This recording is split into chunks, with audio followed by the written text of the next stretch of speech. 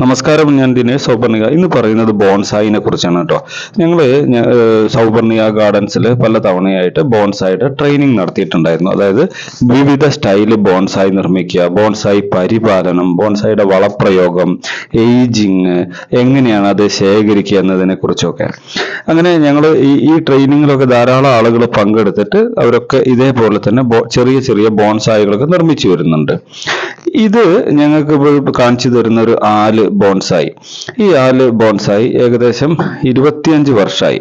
അതായത് 2005 ഞാൻ അതൊരു മതിലിന്റെ മേലെ നിന്ന് ഞാൻ എടുത്തത്. മതിലിന്റെ മേലെ പരന്ന് നിൽക്കുന്ന വേരുകൾ അതേപോലെ ചിപ്പ് ചെയ്തെടുത്തിട്ട് ഒരു പരന്ന ചട്ടിയിൽ വെച്ചതാണ്. അപ്പോൾ അത് വേരൊക്കെ അതിൽ തന്നെ വളർന്ന് അതിന് പുറത്തേക്ക് വേര് വരുമ്പോൾ അത് ട്രെയിൻ ചെയ്ത് കൊടുക്കും. അതിന്റെ കൊമ്പ് നമുക്കൊരു പ്രത്യേക ഹൈറ്റിൽ നിൽക്കാൻ വേണ്ടിയിട്ട് ആ ചെടീനെ ഈ വലുപ്പത്തിലാക്കി വെച്ചതാണ്.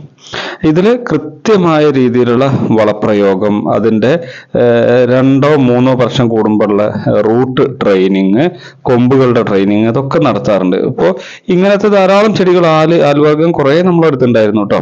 അതൊക്കെ പല എക്സിബിഷനുകളിലായിട്ടൊക്കെ സെയിലായി പോയിട്ടുള്ളതാണ്. ഞാൻ പറഞ്ഞത് ഏകദേശം 25 വർഷം പഴക്കമുള്ള ചെടിയാണ്. ഇങ്ങനത്തെ പരിശീലനത്തിൽ നിങ്ങൾക്കും പങ്കെടുക്കണമെങ്കിൽ നമ്മളായിട്ട് കോണ്ടാക്ട് ചെയ്യാം. അതുപോലെ ഈ ബോൺസായികൾ വാങ്ങാനും നമ്മളായിട്ട് വിളിച്ചോളൂ കേട്ടോ. പിന്നെ അടുത്ത രണ്ടാമത്തെ കാണിക്കുന്ന ചെടി ഒരു ഏകദേശം 4 മീറ്റർ നീളമുള്ള ഒരു വേരോട് കൂടിയ ഒരു അരയാലായിരുന്നു. അത് ഉള്ളില് ഇപ്പൊ ഞാൻ കാണിക്കുന്ന ഭാഗം എന്താ വെച്ചാല് വെട്ടുകല്ലിന്റെ മേലെ ചുറ്റിയെടുത്തതാ. ഏകദേശം 4 മീറ്റർ നീളമുള്ള വേര് വെട്ടുകല്ലിന്റെ മേലെ ചുറ്റിയെടുത്ത് ചട്ടിയിൽ നട്ടിട്ടുള്ളൊരു പരിപാടിയാണ്. റോക്കിന്റെ മേലെ പിടിച്ചിരിക്കുന്നതാ. ഇനിയിപ്പോ നമ്മളത് പറിച്ചെടുത്ത് മാറ്റുകയാണെങ്കിൽ മണ്ണ് പോയാലും യാതൊരു കുഴപ്പമില്ല. ഫുള്ളായിട്ടുള്ള വേര് വെട്ടുകല്ലിന്റെ മേലെയാണ് ചുറ്റിയുള്ളത്. നമുക്ക് ആ കല്ലൊക്കെ ചിപ്പ് ചെയ്ത് കളഞ്ഞിട്ട് ഷേപ്പുകളാക്കി എടുക്കാനൊക്കെ സാധിക്കുന്ന ഒരു തരാണ്.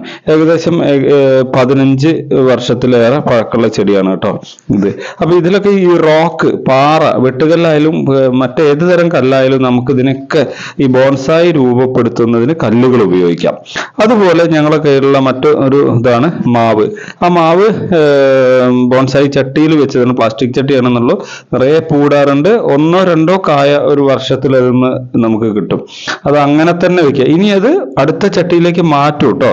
കടയൊക്കെ കണ്ടാൽ നിങ്ങൾക്ക് മനസ്സിലായിട്ടുണ്ടാവും ഇതിന്റെ ഷേപ്പ്. മറ്റൊരു സ്റ്റൈല്, ഇതെല്ലാം സ്റ്റൈലൊക്കെ വേറെ പറയാം. മറ്റൊരു സ്റ്റൈലിലുള്ള പുളിയാണത്.